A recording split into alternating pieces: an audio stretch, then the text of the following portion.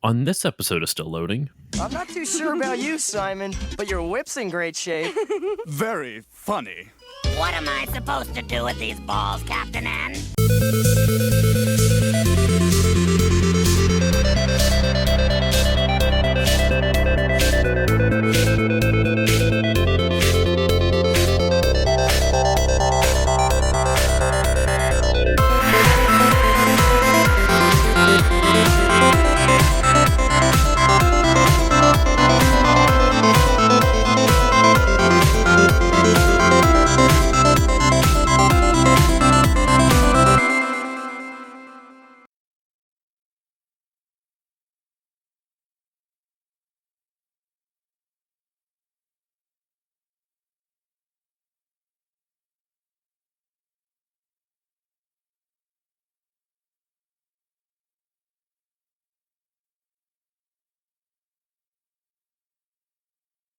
hello everyone, and welcome to this new episode of the Still Loading podcast. I'm your host, Josh Koval, and we are back again with another Captain N episode. And joining me, as always, is my buddy Dexter. Dexter, how are you doing today? Hey everybody, I am doing well. I am doing wellicus. We'll keep it thematic here. That'll fit in with episode 5, which we'll be talking about next month, / actually later today, because we recorded these in batches.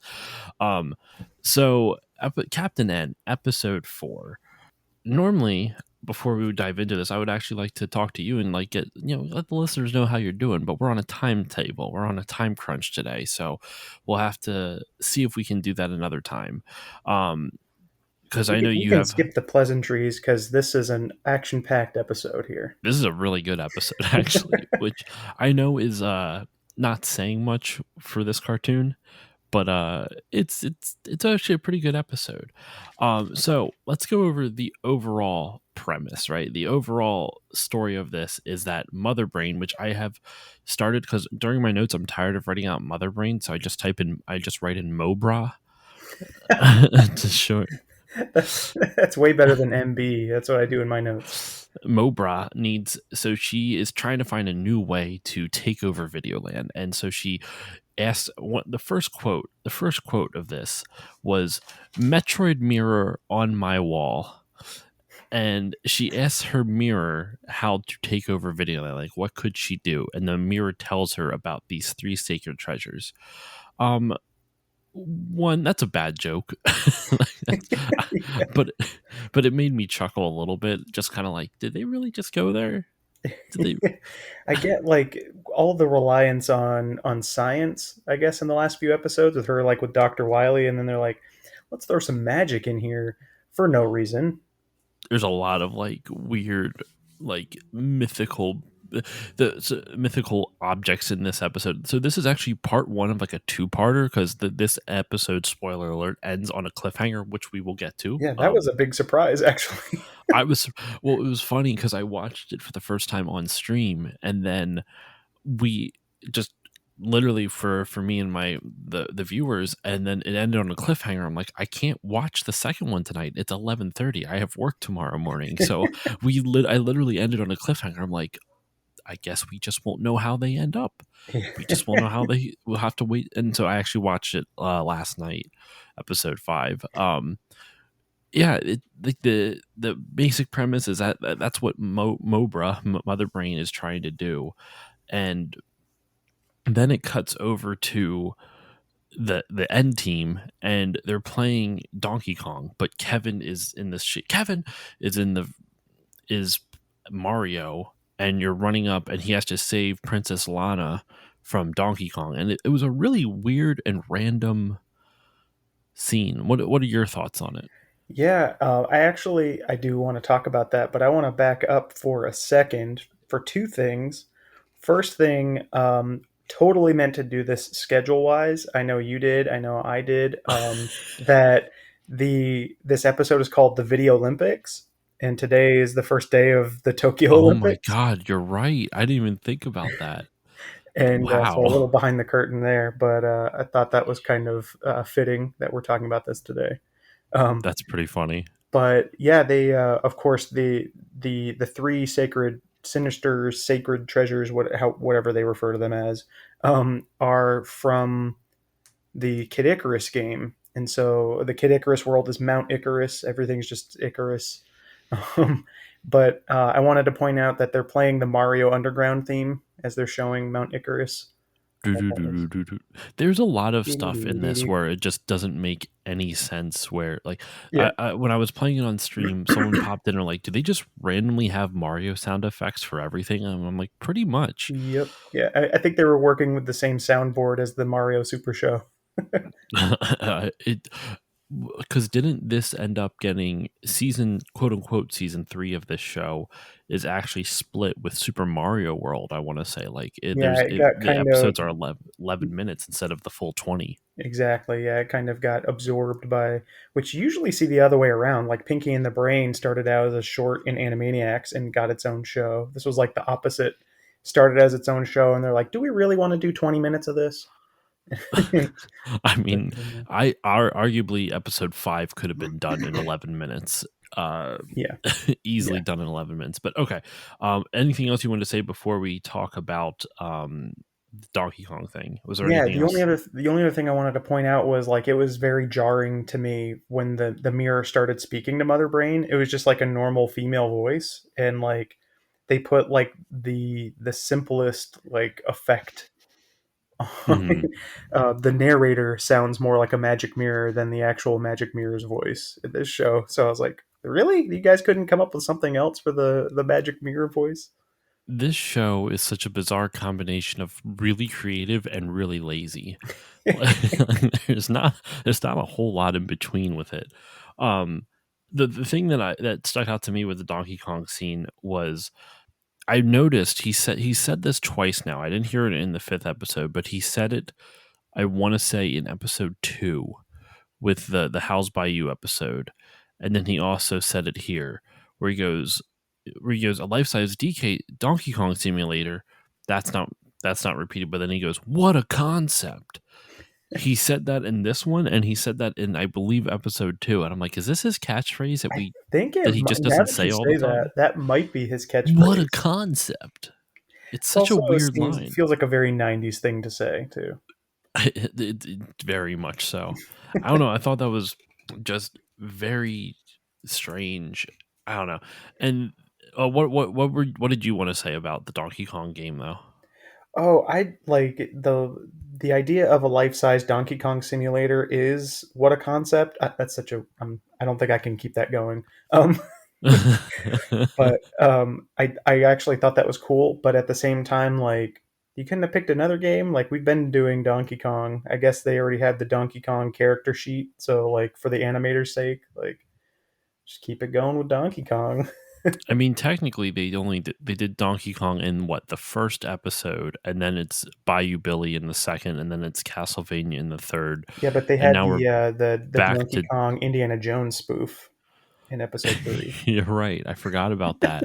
And I'm thinking of like, we said episode 3 was pretty good too. I think what I'm noticing that really makes this show for me is Eggplant Wizard and King Hippo.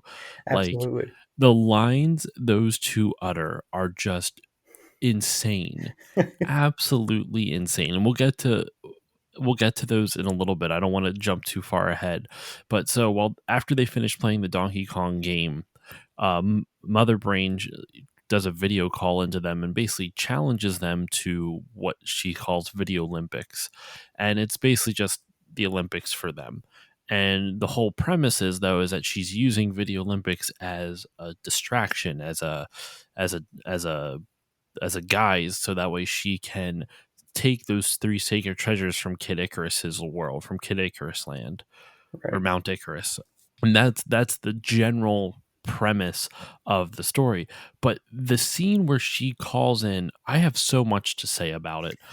Um First off, she calls in and there's so much that bothers me about this. So she proposes the thing and Princess Lana goes, you the princess," and laughs. I'm like, okay, that I get it. But then Kevin goes, we should give her the benefit of the doubt. because she basically makes a deal where if you win this tournament, then I'll stay in Metroid forever. But if I win this tournament, I become queen slash princess of Videoland. Right. And Kevin's like, you should give Mother Brain the benefit of the doubt. I'm like, no, you shouldn't. You absolutely Why? shouldn't. Like, and then that's one bit of questionable logic. And then it gets worse where Lana's like, it could be a trap though. And he goes, well, what better way to find out than to go along with it? I'm like, then just don't go along with it. Like, that's not a great way to find out if it's a trap. That means you've fallen into the trap. I'm What not are so sure Kevin's the game master after all this. Oh my, I was so upset by this. I'm like, what do you mean what better way to find out it's a trap than by walking into the trap? Well, no fucking shit. I can fall like, hey, is this pit really far? Is this a big drop into the bottom of this pit? I don't know. Let me jump in and find out. Oh no, my legs are broken. I guess it was far. It's a dumb fucking idea. But now you know. I just got so, and trust me, I don't know if I sound that enthused when I'm talking about it. I'm trying to keep my voice down because my kid is asleep right now. But like, what the hell, man? I know. What the hell? Well, not only that, but like I, this show, whenever you think you're following it, like takes such a strange left turn. Like I was like, okay, they're setting up these treasures, so clearly there's going to be an adventure in on Mount Icarus, which that I mean that is what happens. But for them to be like, oh, we're going to propose a game, like, wait, what? Why don't you just go and take the treasures? Like, why do we have to? Why do we have to make this game? And even the other characters are confused by this. Like even the even the bad guys when they're talking to Mother Brain about it are like, "Oh, this is great. We're gonna win these games." And Mother Brain's like, "No, none of it matters." You're like, and I feel the same way as an audience member as Eggplant Wizard. So You're right. They do call it out. I completely forgot about it. And Mother Brain's whole argument is like, well, it would look good if for me when I'm a queen that if I won this tournament, if my team won this tournament, I'm like, yeah, just take the power. Like you don't need this tournament at all. And it really like the like the only other logic I could think of is that if they tried to take the three sacred treasures, would they have gotten caught because without the distraction of the tournament? It's the yeah. only thing I can think of. But even that is a weak fucking like story beat. Um, And I would so like to point out as an animation aficionado, they had a great animation of Mother Brain cackling as usual, but for some reason the laugh track was like they just used a simple laugh from the for that take. mhm. Like so, I don't know if they changed audio at some point, but after after the phone call with the video call with the N team, she's like, ha ha ha. But then they keep the animation of her laughing maniacally, and I'm like, did we lose the soundtrack? Like, what happened here? uh, I still can't get over how good the design of Mother Brain is. I know we've I talked about it on know, so previous good. episodes. I love the visual design of it. It's so ridiculous. Like it sticks with you. Like it's not she's horrifying looking, but in a good way. Like it works really fucking well. Yeah. So Whenever I then play the Metroid games, it's still a disappointment when I see what Mother Brain looks like in the Metroid I games. know it's because it doesn't seem sinister or villainous at all. It's just like a ball, just in a glass tube. So then they agree to this tournament, and then begins a training montage or a training scene. They do a little bit of a training montage, a little bit of like some actual scenes and whatnot, and it is What the listeners both. don't know either is that Josh and I are wearing matching N Team tracksuits, like from the show. I'd wear, dude. We should do that as a cosplay for a convention, Yeah. right? You could Yes. totally do that. Um, but this both of these scenes, the scenes where you see the end team training and then Mother Brain's team training, is probably my two favorite scenes in the whole episode. Yes. When you it starts off like when it starts off with the end team and you see Kevin doing jump rope, then you see Lana doing jump rope, and Simon's like, I don't need your jump rope, I have a whip. And then he starts doing jump rope with his whip. I'm like, well, that he's okay. if you're insisting, but whatever. And then so he's showing off, he's doing jump rope, he's jumping rope like standing on his hands and then holding one end with his foot, and he's doing all this crazy stuff. And then the jump rope gets out of hand, and it starts moving on its own, or sorry, the whip gets out of hand and starts moving on its own, and he ends up getting all tangled up with it, and he ends up hogtied, like in a really strange position too. Like, no way a human could actually bend that way. Like, imagine like It's like when reverse hogtied. yeah, it's like a reverse hog. I mean, most times, like, people are lying on their back with their arms and legs up, and they're tied together, right? He's laying on his stomach, and his arms and legs are bent all the way backwards. It looks like he would have had to dislocate his legs and his arms to be Yeah. able to be in that position. And Kevin utters one of my favorite lines of the show, where he goes, "I'm not too sure about you, Simon, but your whip is in great shape." Which you probably will have heard as the intro sound snippet for this episode. Uh, there, either that or there's another one later on for Eggplant Wizard's team, for Eggplant, in between Eggplant Wizard and King Hippo, that I really like too. But what do you got on this scene, Dex? No, I felt like I was just obsessed with the tracksuits, the matching tracksuits. Um, but I also, when they were trying out the different like Olympic things to train with, and Mega Man finds the weights for the shot put, What and am I supposed to do with these balls, Kevin? there's your other audio clip right there. But There's a bunch of good ones in this. so aside from that, the gag of him launching the shot put halfway across the planet was one thing, but then I was like, it almost kills everyone on the team as it flies through the air. But I was like, how have we not won the war yet when Mega Man can do that? Just give him cannonballs. He could literally probably hit the other lands Yeah, with that kind of power from his own world. yeah. It's insane. I So then Kid Icarus is like, "Oh, I'm going to handle the archery competition," which makes sense. But then he's not looking, and he misfires an arrow right into Simon's butt. And so Simon, this I wish I could use this clip for the intro because it's by far my favorite. But it's a visual gag more than anything, so it wouldn't translate well over the podcast.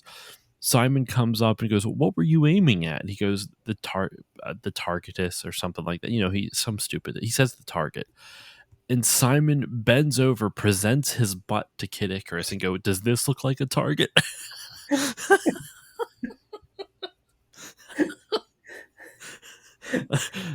I, I'm like, wow, they're really like they're not. This is not subtle. They're putting it right on Front Street. Simon's asking, and I was just like, "Does this look like a target?" Oh my god, I was dying. I was laughing so hard at that scene. I feel like this episode alone could live on with like Rocky Horror Picture Show and like those kind of events where the audience participates. Like, I feel like we could turn this episode into an experience with Does an everyone stick their audience. butts up during that Yeah. scene? Does this look like a target and everyone just presents their butt to the sky? Is Yes, that exactly. it's just such a stupid I I just can't get that out of my head. And it's even funnier because the arrow's still sticking in it, so you just see it like poking out. It's funny. Um Yeah, the butts have a lot of detail in these couple of episodes, I feel like. And I don't think that was just me. I feel the like butts? I feel like there was some animated like attention to detail on the animated butts in these, and particularly this episode. I did not notice that, but I'm glad you did. Good for you, Dexter. I will die on this hill, on this butt hill. On this what hell? Oh my god! I just there's so much like between Kevin saying your whip's in shape, telling Simon his whip is in shape, Mega Man saying what do I do with these balls, and then Simon presenting his butt to Kid Icarus saying does this look like a target? Like that scene is just probably one of my favorites. Only like and if it is trumped by another scene, it's the one immediately following where we now jump to Mother Brain's team training In the world of Punch and Out. in the world of Punch Out, which I thought was cool. And I also noticed, I don't know if this was meant to be an homage um, to the original Punch Out, but if as the camera pans across the screen of the gym, I mean, you see people boxing and stuff like that, and some of the villains boxing. You see a shadow boxer knock somebody out, and I'm kind of like, is that an homage to the original Punch Out, where you play as this wireframe guy?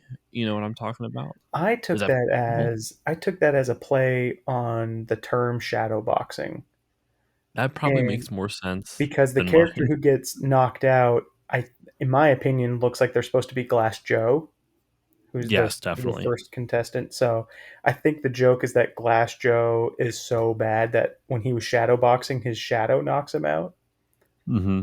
And for the I believe Simpsons coined the term. It was like a pause button joke or like home video joke or whatever. But Mm.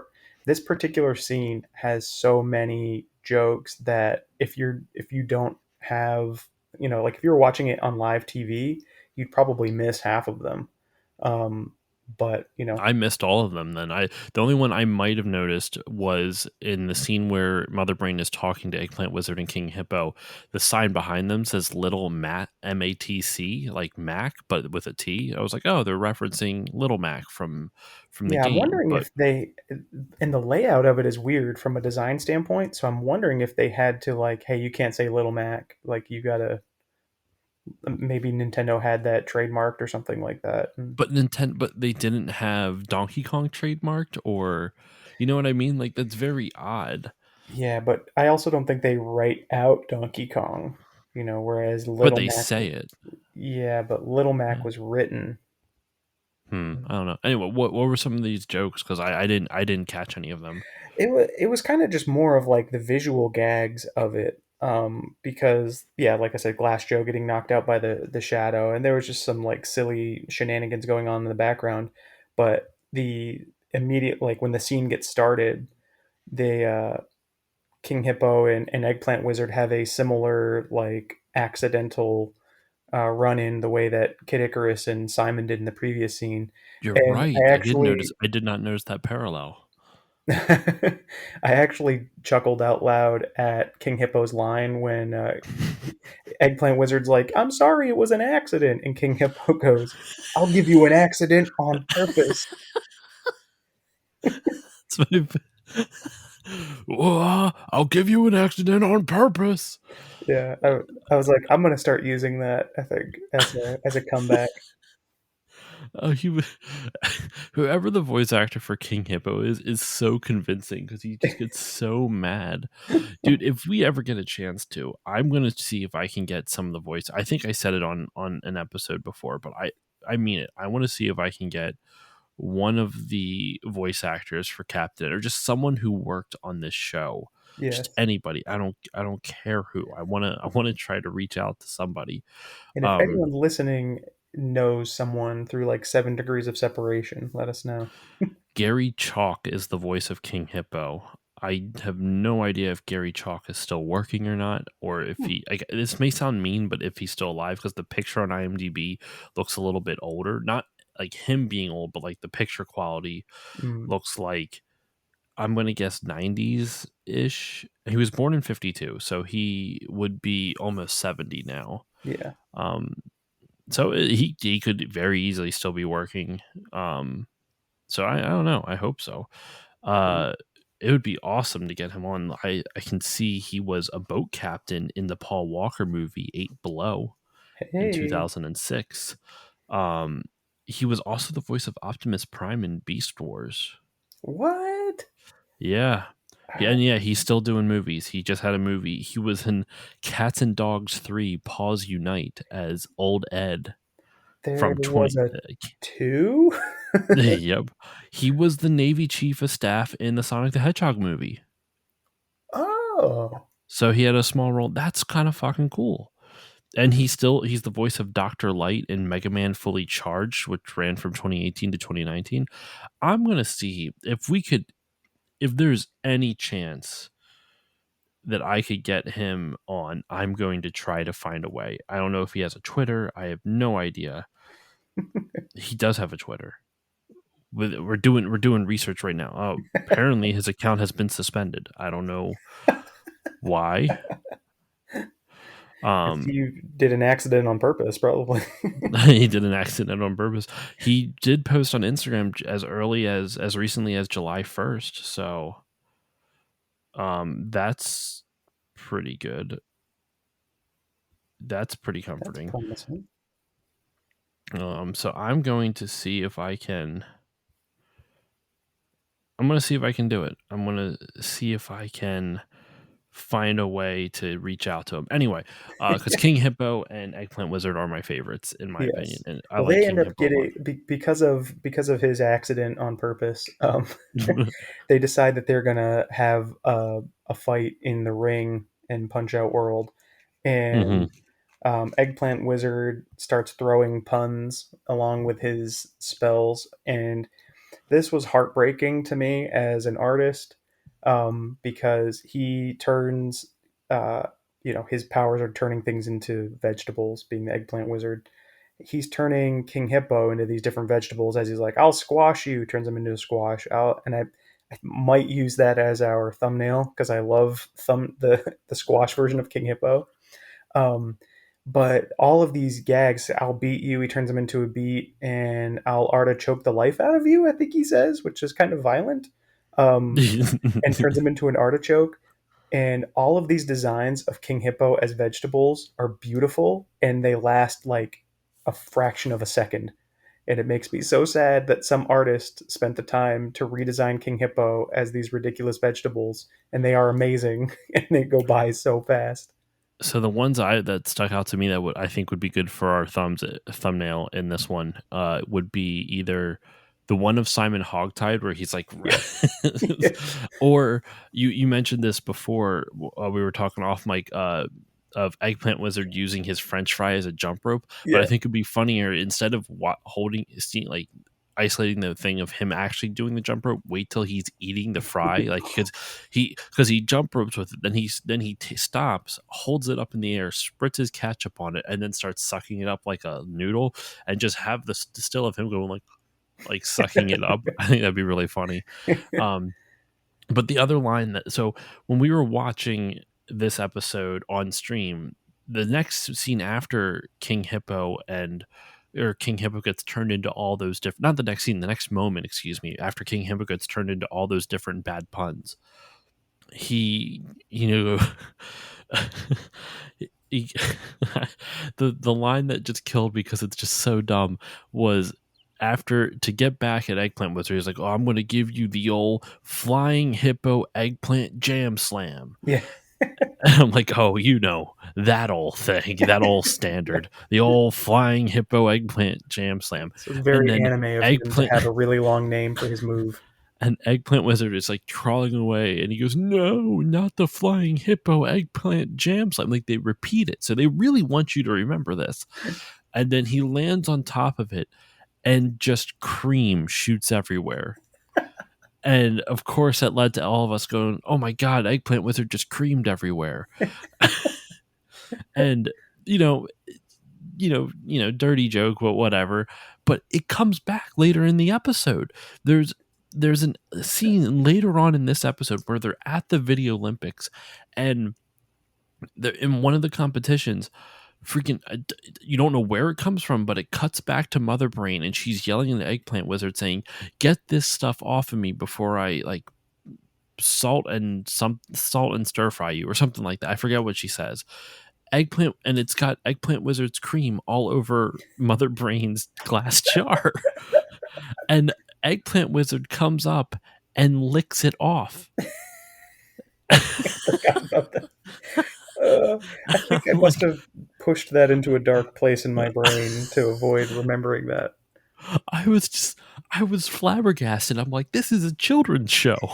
Are you kidding me?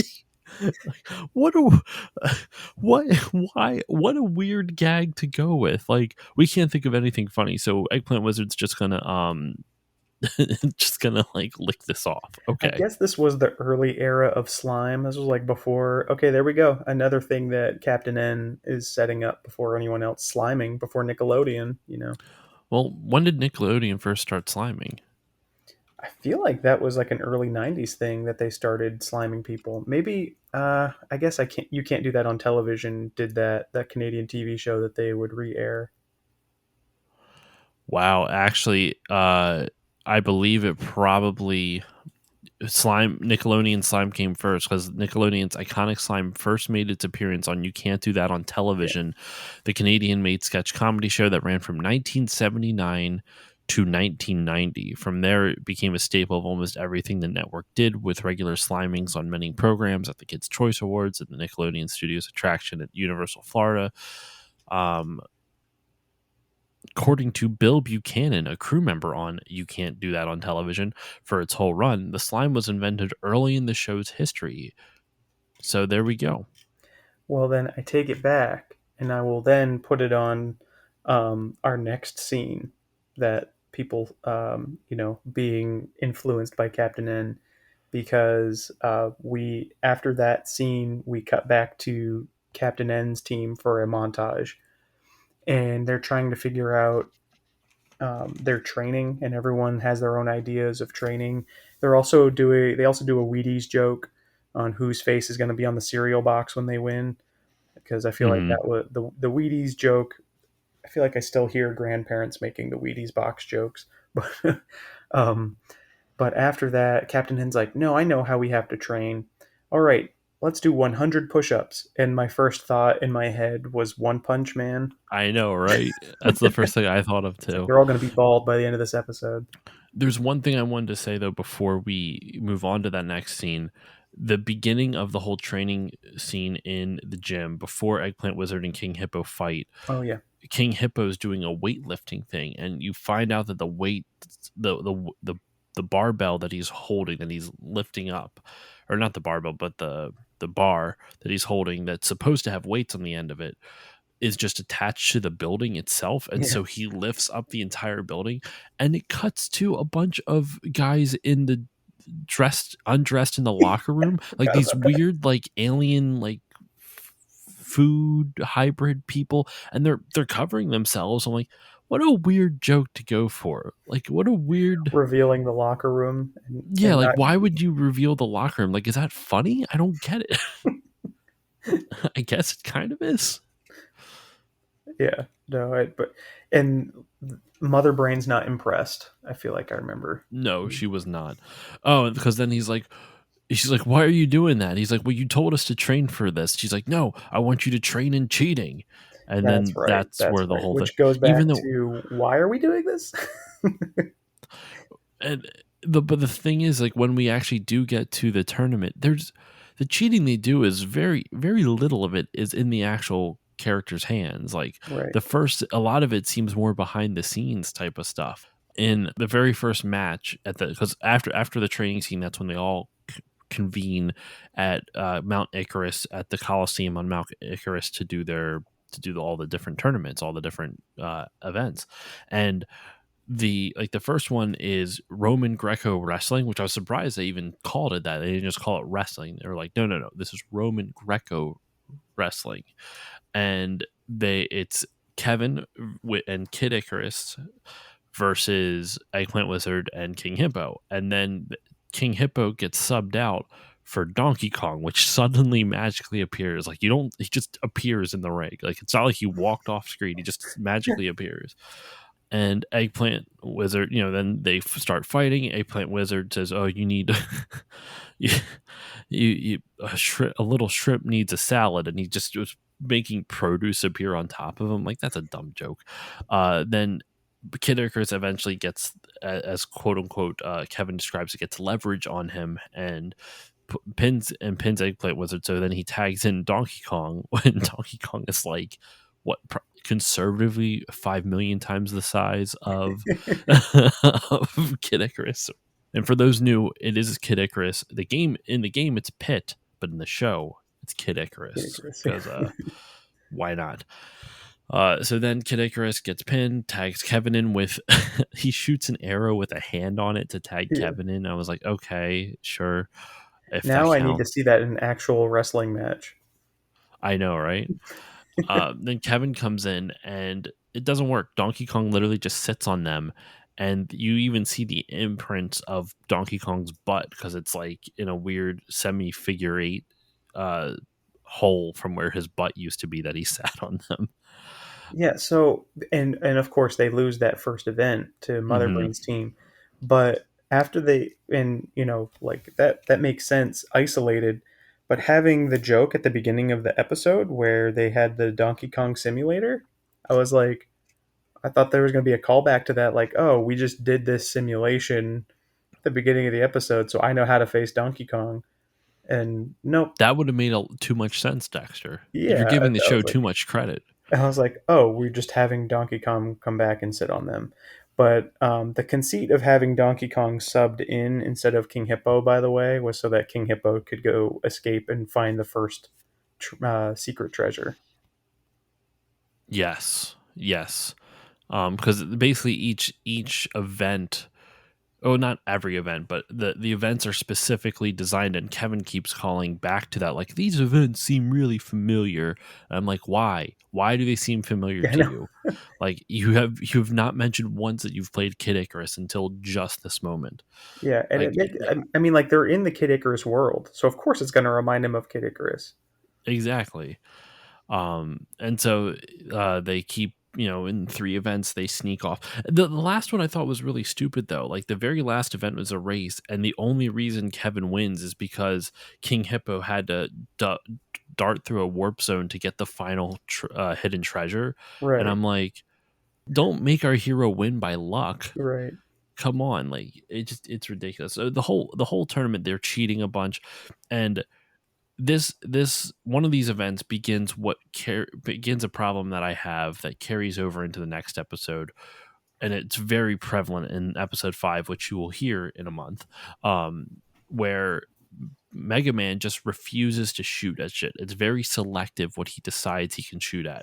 When he there's a climbing challenge and they're climbing up ladders and he's facing Dr. Wily Yeah, in the this. classic Olympic event of the electric maze. Yes, the electric maze. And you climb up and there's an enemy that pops up, and so Mega Man shoots the enemy, he goes away, and then Dr. Wily creates a new enemy to attack Mega Man, and Mega Man stares at it for like a solid 2 seconds, and he goes, "Oh, well, I don't know what I should do." The other dude, he didn't even fucking look at. He just all of a sudden looked up, bam, and then kept on climbing. Like his reaction time for the first enemy was instant, and this one, he's just taking his grand old time. He Yeah, looks at it, goes, "Oh, what is that? Oh, I don't know," and then he gets shot, and then he gets knocked down and loses. And this was actually really dark. He disintegrated. He just yeah. disappears. I And actually like that reference to how Mega Man dies in the games of pew pew pew pew into the I do different too. I, orbs. I like that, but I feel so bad for kids watching it years later. Yeah, because the very next scene, like he's like pew pew pew, and like appears in the same way in front of everyone. He's like, "Hey, sorry guys, I lost." I'm like, "Oh, so he didn't die." Hmm. Hmm. It's so. And then like because then that even references the next episode where when the characters die, they're like, "Oh, we only have a certain number of lives." I'm like, why didn't they say that when Mega Man died the first time? I know. He should be gone technically. Yes, Technically. that's true. Yeah, the next event being the waterfall high dive was their chance to put Lana in a swimsuit. I think so. They really went with the skimpy outfits for Princess Lana in this Yeah, episode because she wears very short shorts, and even in the fifth episode where she's still wearing her like Captain N tracksuit, which it's not even a tracksuit, it's just a jacket and she's really got the short shorts. she's got the cut off shirt too to show the belly. I mean and that's just 80s character designs for women where it's like the only 80s cartoon that I can think of that objectified men just as much as women is the He-Man. And I mean that dude was. Have you actually know what I was watching today? I was watching the new He-Man Oh, yeah, that Revelation came on out today, Netflix. right? Yep, came out at midnight. Ooh, I gotta watch that. I watched the first episode. It's not bad. We'll talk about it more off mic, Cool. because this is not the He-Man hour, Oh, the He-Man episode. Now we I need a actually, He-Man Captain N crossover. I mean, in all honesty, it would fit. Though I will say this: He-Man's animation, the original He-Man, that animation isn't quite as good as a Captain N, but at the same time, He-Man also was almost a decade older at that point because I think the Yes. first one came out in '83, so it was like 6 years or something like that, maybe '82. I don't remember when the cartoon originally aired. Anyway, yeah. So then one quote that stuck out to me for that high diving scene was that there's sharks in the waterfall, just jumping out of the waterfall. Yeah, horizontally, like Yeah, horizontally out of the waterfall because it's and a then coming. vertical waterfall, and they like jump out horizontally. And Lana goes, Princess Lana goes, "You didn't tell me there was going to be sharks." And he goes, "I didn't want to worry you." I'm like, that's something you should have fucking told her like way sooner Yes. than like, And come on, man. the really cool thing, and I'm sure it was to help save animation's sake, but I actually thought it was kind of cool that the waterfall was falling into like this flat disc of water. I Like like that that design was a choice really cool too. visual I think in general this show just has really great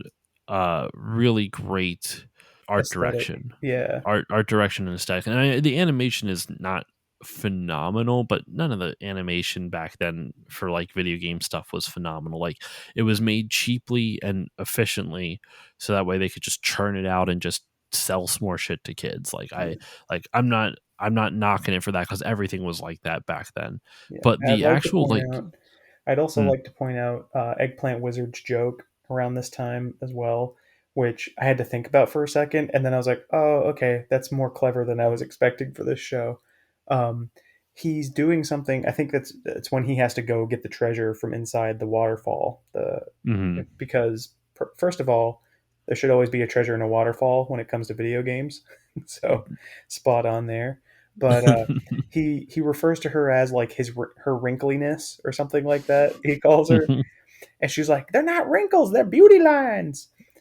And but that wasn't the joke. But then I was like, "Wrinkly," what? And I was like, "Oh, like brain wrinkles, like wrinkles in the brain." Like I was like, "Oh, I get Oh, it." I didn't even think about Because that's that. what like That a went brain over is my like all head. wrinkled. And I was like, Yeah. but it's also making fun of like her appearance. I was like, that's actually a really clever joke for this show. It's a multi-layered joke. Yeah. It's not a great joke. It's clever, No. but it's not a great joke. It's not. Yeah.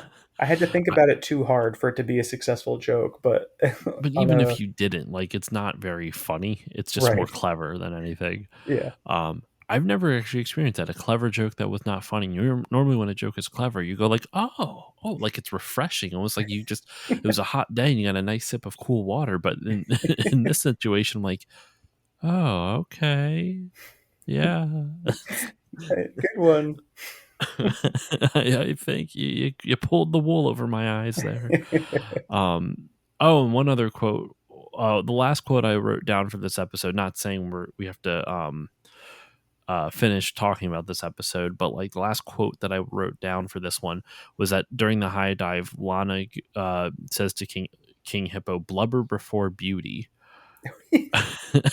Which I mean, come on, man, that's a little Lana, mean. so rude.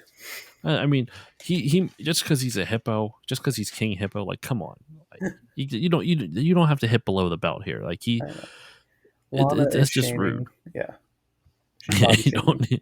don't need body shaming in this.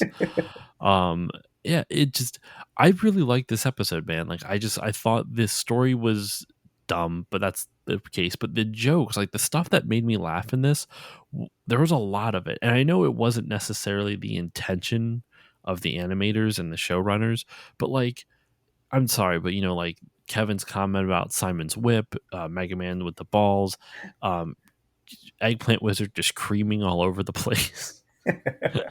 It's so gross, but it's so funny. And they Now even kind of was that the scene where when that happens when she Mother Brain's like, because remember, it's not whether you win or lose. And Eggplant Wizard goes, it's how you play the game. And she goes, no, you idiot. And she zaps him. And I was like waiting for a punchline, but that was the punchline. Like, I was like, what? it's almost like an anti joke. Yeah, no, you idiot. And I was like, okay, what's your version of the line? And then she didn't, like, that was it. She just zapped him. I was like, oh, It, physical violence was the joke. It's one of those anti jokes. I told you my favorite anti joke before, right? I feel like I might have. No, let's hear it. So so I actually have two. One is isn't like a great joke, but it's a good example of an anti joke. So I like to lead with that. So what's brown and sticky? Uh, tape. A stick. Oh, that's a much better answer than mine. I was thinking of like Boston. Most people go with poo or something like that. You know, Yeah. I was not expecting. That's why I gave you that look. I'm like tape. That's the first time I've ever heard that one. No, what's brown and sticky? A stick. Which it's not a great joke, but it's kind of like, oh, I get it. It's clever. Yeah. Um, and the one, admittedly, even this joke, anti joke, doesn't make any fucking sense, but for some reason, it captured my imagination when I first heard it. My wife was working at a childcare center, and she called another teacher on the internal phone, like all the classrooms have phones connected to each other. Yeah. So she called another classroom, and the teacher she called just picks up and goes, "Hello." She goes, "Hi, what's green and has wheels?" And the teacher, understandably confused, goes, What? Grass. I lied about the wheels." Click, and hung up on her. I'm like, that's not a joke, but for some reason it is. I don't understand that joke at all. And it's funny because whenever I tell it, she doesn't even find it that funny. I find it really funny. Like, it's so dumb. It's so silly. And she was just doing it to be funny, just to be silly, like, Right. haha, like, look how silly I am. What's green and has wheels? Grass. I lied about the wheels. Like, you'd be the worst comic ever. You go up, do a stand up in front of a stage, and you go up in front of the crowd, and you're like, "Hi, what's red and shoots fire?" "A book. I lied about the fire." And then click up. The unreliable comedian. That would be a good character, actually. Yeah. Oh my god, I could like. You ever listen to Comedy Bang Bang? Yeah. Oh, yeah. I would want to hear a character like that. Like, I could totally do that. I'm not a comedian, so I couldn't actually do it, but I would love to. Like, Yeah. I would write down a bunch of those like anti jokes, like what's green and has wheels and grass. I lied about the wheels and everything. Yes. And then I was just like, well, I'm a stand up comedian. I just want to work some material for you guys. And then I just, well, so, hey, everybody, how you doing? It's a good night. So I got a question for you all. What's green and has wheels? And then no one's going to answer because it's a crowd. And grass, I lied about the wheels. Click, and then and then I just walk off the stage. Yeah. Well, I'll end with the one anti joke I know my dad used to tell. He would say, "Ask me if I'm a frog." So, Are you a frog? no, that, that was it. He thought it was hilarious, and I was like, I spent years trying to decipher this joke, only to realize that it's as surface level as it is. Like, I was trying to find the meta in I his think joke. it's even funnier that you spent years trying to figure out this joke that really I did was, not need to be he used figured to tell out. me that joke. I think I was like 8 or 9. Finally, I was like 14, 15. I was like, "Dad, can you finally tell me what that joke means?" He was like, "Ask me if I'm a frog." I was like, "Okay, are you a frog?" He was like, "No." I was like, I think it's funnier than how fixated you were on this joke than the actual joke. haunted me, this joke. Yeah. This stupid joke haunted you for 14 years at least. All right, we're running out of time for this episode. So to wrap up the story, they end up winning the tournament. They end up winning the Video Olympics, and the final event is a race, and all for some reason everyone's on both teams are participating. Yes. We And see more butts in this, by the way, which is where my butt thing came from. what butts did we see in the race? When I can't remember who, someone's behind either Mega You show Man me or these something butts. like that. they take the camera angle takes someone's point of view where they're racing behind someone, and it's just like a too well drawn butt. Like, the butt is just too it's too detailed. I almost spit out my drink there. So if you're a butt person, go back and watch the episode. No. But yeah, the most 80s 90s thing happens very Marty McFly when Kevin's chariot gets destroyed by King Kevin. Hippo. Hmm. And he catches the rocket part of his chariot and a scrap piece of his chariot and turns it into a rocket skateboard. I had to give like a golf clap as I watched alone. Like, yeah, very well done. Like, thank you for bringing this back to the 80s and 90s. They also like all the everyone else gets eliminated. Usually, Mother Brain's team will do some cheaty thing to knock out another player, knock out someone on the Captain N team, and then they would end up crashing because they're too busy paying attention, admiring their handiwork of knocking out the other person. Right. My favorite thing when Kevin's like aircraft whatever chariot thing gets destroyed, it's destroyed by King Hippo. You know, it crumbles, and that's when he, like you said, he assembles into like a rocket skateboard. But I liked how, I forget what King Hippo says. His quote was kind of dumb, but he basically he just punches. He has one punch and he shatters Kevin's entire chariot in one punch. He just looks over. Kevin says some type of trash talk, and he goes, "Oh yeah," and then he just punches it, and it just shatters. The whole thing just shatters. I'm like, is this thing made out of glass? Like, what the hell's going on here? Yeah. Yeah. And then the fall, like Kevin's attitude as he's falling too, and he's like, I hope this works. Like it was very nonchalant, like, it's gonna work. They actually, Wow. that's almost a callback to what Simon does in the next episode. We'll talk about that Ooh, yeah. for the next episode. A little hint, a little teaser of something not that interesting for the next episode. Okay, so they win the tournament, but then right before they win that final race, King Hippo dives in, which is how Kevin dives into a portal, which is how Kevin wins that race, and then he comes back out with the final treasure. Mother Brain collects all three and then warp and zaps them into the warp zone of oblivion, Bum as she bum calls it. bum. And that's where the episode ends. What will happen to Captain N and his crew? You'll have to find out on next month's episode, or you can just watch ahead and see it. But Don't tell them um, but anyway, that is episode 4 of Captain N, the Game Master.